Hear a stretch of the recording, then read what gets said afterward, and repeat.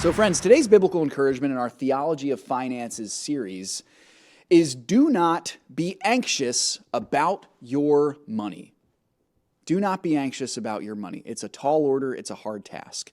Because many of us have what seems to be good reasons to be anxious. We want to provide for our families, we care about people, we want to give good gifts, we want to be generous. We can't give what we don't have.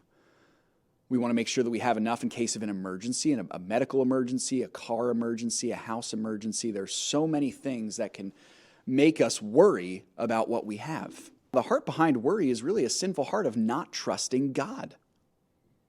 We got to trust God with what we have. And that, I believe, is the antidote to worry. And Jesus providentially gives us the words that we need to hear in Luke chapter 12, starting at verse 22, which we'll look at right now.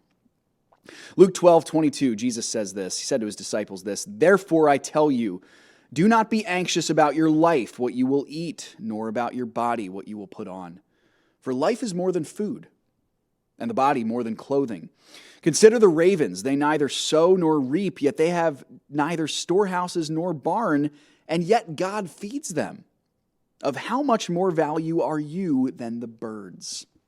What Jesus is telling us here is we need to allow the one who is in control of all things to provide for our needs. As we work hard, as we march forward, as we spread the gospel, our anchor for our soul has to be that God will provide for us.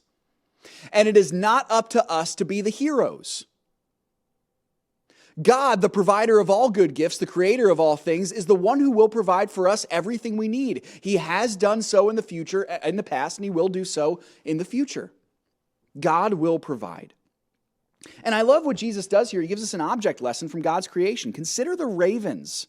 They neither sow nor reap. They have neither storehouses nor barn. They don't do any work, in other words, but God still feeds them. Okay, ravens. When I think of a raven, for some reason I think of a crow. I don't know if they're of the same species, but they certainly seem like it. They're ugly. They're kind of annoying. They sound annoying. And look at how God feeds them and loves them.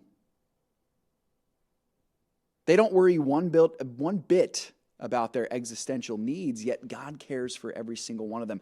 How much more does he care for and love us, his children, the pinnacle of his creation? We are the ones who bear the image of God.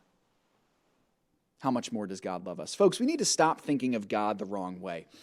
We need to start realizing that God is our loving Father who delights in providing for our needs. He doesn't just do it because it's his job. He does it because he loves it. Do you get that? He loves it.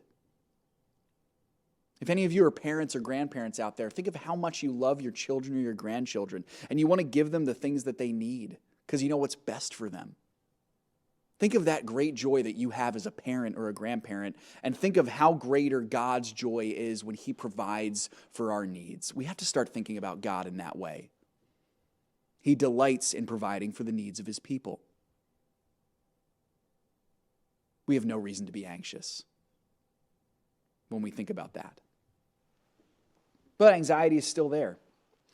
So let's see more of what Jesus says here in verse 25.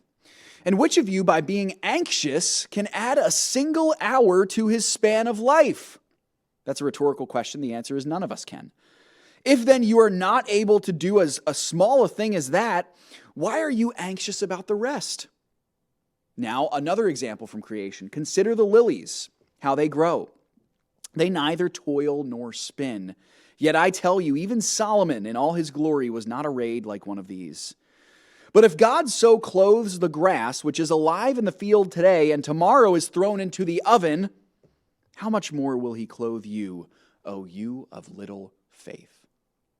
Folks, so many of us devote our mental energy and thoughts to how we'll eat, how we'll sleep, how we'll provide for our families if we have enough stuff. At its core, this is a worldly heart placement. It has no place among the people of God because it completely leaves God out of the picture.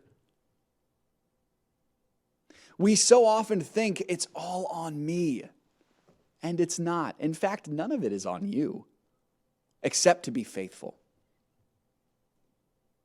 Faithfulness to the commands of God, that is what's on you, and that's what Jesus gets to in verse 31. Instead, here's the culmination of it all. Seek his kingdom, and these things will be added to you. Folks, instead of agonizing over how much you have, Try first seeking the kingdom of God. And Jesus assures us that everything else will be taken care of. He's not telling us all our wildest dreams are going to come true. He's saying God will provide us for everything we need. And when we seek first the kingdom of God, we are setting our hearts and minds on what really matters: eternity, the things of God, that which is unseen. How do we do this? How do we seek the kingdom of God? I'd argue two simple ways. Live in obedience to his commandments and spread the gospel. It's simple, folks. Devote your life to living in obedience to God and devote your life to telling as many people as you can about it.